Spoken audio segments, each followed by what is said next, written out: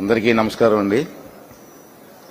పెద్దలు గౌరవనీయులు అశోక్ గజపతిరాజు గారికి, సోదరుడు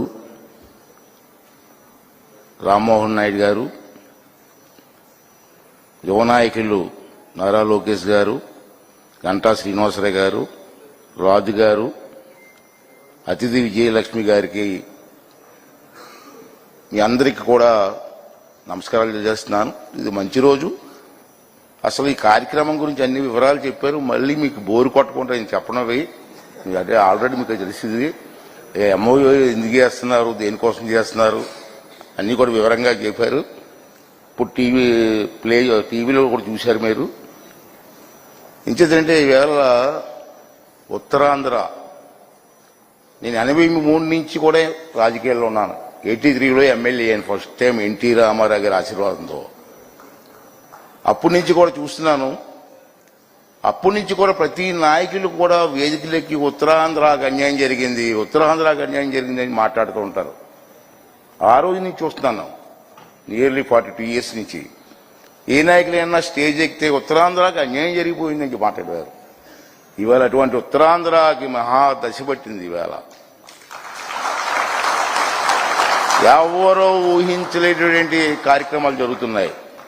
మేము కూడా ఎక్స్పెక్ట్ చేయలే. ఎన్టీ రామారావు గారి టైంలో ఉత్తరాంధ్రకి గుర్తింపు వచ్చింది. చంద్రబాబు నాయుడు గారు వచ్చిన తర్వాత ఉత్తరాంధ్రకి అప్పటి నుంచి చెప్తున్నారు, ఉత్తరాంధ్ర డెవలప్ అవ్వాలని వాళ్ళు చెప్తూనే ఉన్నారు. ఈ చెప్పిన మాట ప్రకారంగా ఇవాళ చూస్తే ఇప్పుడు గంటా శ్రీనివాసరావు గారు చెప్పారు, మాట్లాడుతూ విన్నారు మీరందరూ కూడా. ఎన్ని కార్యక్రమాలండి ఈ 2 yearsలో. రాత్రి పగలు కష్టపడి అనేక కార్యక్రమాలు తీసుకొస్తూ ఉంటే చంద్రబాబు నాయుడు గారు అతను నిద్రపోవడం, మమ్మల్ని నిద్రపోవనివ్వడం. ఇప్పుడు లోకేష్ గారు బయలుదేరారు. మళ్ళీ ఇప్పుడు అతనే నిద్రపోవనివ్వట్లేదు, ఇతను మరీ నిద్రపోవనివ్వట్లేదు. అంచేత ఏదంటే ఏదైనా ఈ రాష్ట్రాన్ని అభివృద్ధి చేయాలి. ఈ అభివృద్ధి చెందిన తర్వాత ఈ రాష్ట్రంలో వచ్చిన ఫలితాలని రాబోయే తరం వారికి అందించాలనేది ఏకైక లక్ష్యంతో ఈ కూటమి ప్రభుత్వం పనిచేస్తుంది. దానికి మోడీ గారి సహకారం కూడా మనకు ఉంది. అంచేత పనిచేస్తున్న నాయకులకు అండగా ఉండవలసిన బాధ్యత కూడా ప్రజలకు ఉంది. ఎన్ని చేసినా కామెంట్ చేస్తున్నారండి ఇంకానా, అది బాధ. ముందుకు వెళ్ళడానికి ఎన్నో ఆటంకాలు తీసుకొస్తున్నారు. ఇది పద్ధతి కాదు. రాజకీయాలు ఉంటాయి కాదన్ను, పార్టీలు ఉంటాయి. అభివృద్ధి జరుగుతున్నప్పుడు అన్ని పార్టీలు ఏకంగా రాష్ట్రం కోసం పనిచేయాలని చెప్పి మీ ద్వారా నేను పిలుపునివ్వాలని చెప్పి కోరుకుంటానండి. ఇవాళ రాష్ట్రం మన రాష్ట్రం, పార్టీలు ఉండొచ్చు. మంచి కార్యక్రమం జరుగుతున్నప్పుడు అందరూ సహకారం ఉండాలి, మీ ప్రజల సహకారం ఉండాలి. సరే, ఈ కార్యక్రమం గురించి చూశారు, అందరికీ తెలుసు. చాలా సంతోషం. మొన్న నేను ఢిల్లీ వెళ్ళినప్పుడు మల్లికార్జునరావు గారు, అధినేత గారు కలిశాను. ఇంటికి వెళ్ళి కలిసాం సరదాగా. అది మల్లికార్జునరావు గారు అన్న మాట ఏంటంటే, అయ్యనపాత్రి గారు హైదరాబాద్లో ఎయిర్పోర్ట్ కట్టవచ్చు, ఢిల్లీలో ఎయిర్పోర్ట్ కట్టవచ్చు, ఇంకెక్కడన్నా ఎయిర్పోర్ట్ కట్టవచ్చు. కానీ నాకున్న అదృష్టం ఏంటంటే నా ప్రాంతంలో ఎయిర్పోర్ట్ కట్టే అదృష్టం నాకు వచ్చింది చెప్పారు. ఎంత మంచి మాట అండి. ఎక్కడైనా కట్టవచ్చు మల్లికార్జునరావు గారు. నా ప్రాంతంలో మా ఊరు పక్కన ఎయిర్పోర్ట్ కట్టే అదృష్టం భగవంతుడు నాకు ఇచ్చాడు. బ్రహ్మాండంగా కడదాం, ఇంటర్నేషనల్ ఎయిర్పోర్ట్ కడదాం, భారతదేశంలోనే కాదు ప్రపంచంలో మంచి ఎయిర్పోర్ట్ కట్టి ఏర్పాటు చేద్దామని చెప్పి నాకు ఆ రోజు చెప్తుంటే ఎంత ఆనందం ఉంది. ఇవాళ ట్రైనింగ్ సెంటర్ ఈరోజు ఎంఓయూ. ఇవాళ విమాన రంగంలో కొరత ఉంది, టెక్నీషియన్స్ కొరత. దానికి ట్రైనింగ్ సెంటర్గా ఇవాళ పెట్టాలి, ఇక్కడే పెట్టాలని నిర్ణయం తీసుకోవడం. దానికి అశోక్ గజపతిరాజు గారు కూడా పెద్ద మనసుతో ముందుకు వచ్చి మాన్సాస్ ల్యాండ్స్ ఆ కార్యక్రమానికి ఇవ్వడం. అశోక్ గారి గురించి నువ్వు చెప్పాల్సిన లేదు. అతని గురించి తెలియంది ఎవరికండి? పోసపాటి వంశం అంటే తెలియంది ఎవరికి? మనందరికీ తెలుసు. కాకపోతే నా బాధ ఏంటంటే అశోక్ గారు చాలా సింపుల్ గా ఉంటారు, ప్రచారం అవసరం లేదు అతనికి. ఈ రోజుల్లో మనం చూస్తాం 10,000 డొనేషన్ ఇచ్చి ₹1,00,000 అడ్వర్టైజ్మెంట్ ఇచ్చుకుంటారు. చూస్తున్నాం, పేపర్లు చూస్తున్నాం కదా లోకంలో. ₹10,000 డొనేషన్ ఇస్తారండి.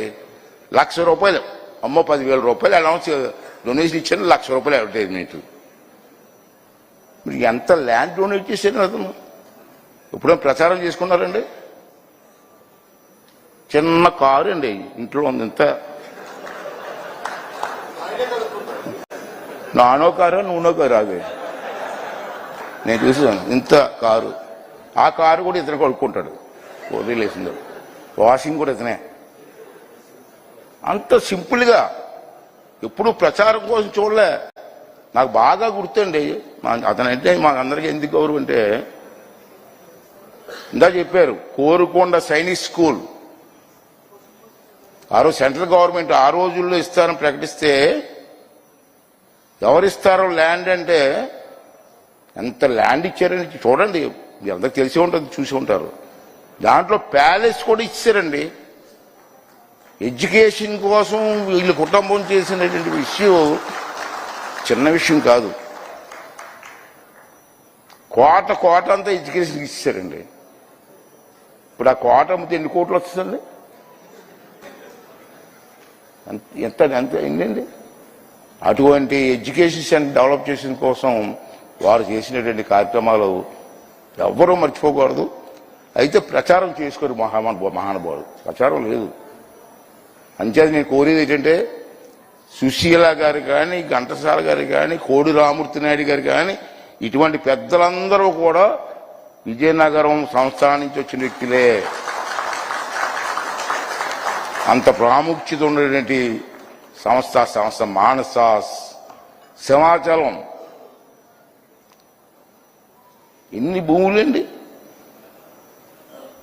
అటువంటి కార్యక్రమాలు చేసినటువంటి ఆ కుటుంబాన్ని ప్రచారంలో రాబోయే తరం వారికి చెప్పవలసిన బాధ్యత కూడా మనకు ఉంది. వారు చేసుకోరు, నాకు తెలుసు. ప్రచారం అంటే అతనికి ఇష్టం ఉండదు. మనకెందుకండి? ఇతను మంత్రిగా ఉన్నప్పుడు ఉమ్మడి రాష్ట్రంలో గోదావరి ఎక్స్ప్రెస్ వచ్చి మాతో పాటు హైదరాబాద్లోనే గోదావరి ఎక్కిపోయి, సార్ మీకు గోదావరి ఏంటి సార్ అంటే, సరదాగా వెళ్దాం అయ్యన్న అన్నవారు. అటువంటి కుటుంబం ఇటువంటి మంచి కార్యక్రమానికి మళ్ళీ ఇప్పుడు మాన్సాస్ కంబైన్డ్గా, జిఎంఆర్ మాన్సాస్ కంబైన్డ్గా ఈ కార్యక్రమం చేస్తున్నారు. వారికి ధన్యవాదాలు తెలుపుకుంటూ, మరి మీరు అందరూ కూడా మన ఉత్తరాంధ్ర అభివృద్ధిలో మీరందరూ కూడా పేరు చెప్తున్నాను భాగస్వాములు అవ్వాలా. అది మన కర్తవ్యం. అభివృద్ధి చేసి రాబోయే తరం వరకు అందించవలసిన బాధ్యత మన అందరం తీసుకోవాలని చెప్పి కోరుకుంటూ, మరి సదావకాశం ఇచ్చిన మీ అందరికీ కూడా ధన్యవాదాలు తెలుపుకుంటూ సెలవు తీసుకున్నాను. Thank you. ధన్యవాదాలు సార్. మీ వంటి పెద్దల దీవెనలు మా ఉత్తరాంధ్రపై ఎప్పుడు ఉండాలి.